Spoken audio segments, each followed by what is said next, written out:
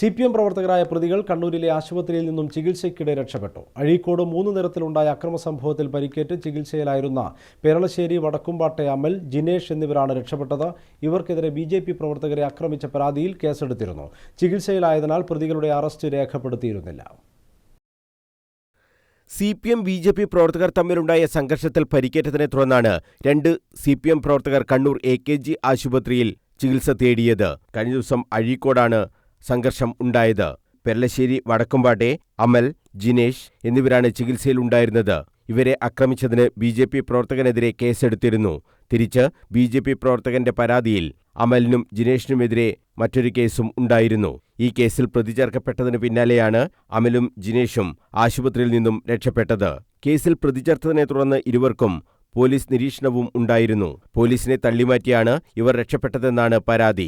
ഇരുവർക്കുമായി police വ്യാപക തിരച്ചിൽ ആരംഭിച്ചിട്ടുണ്ട്.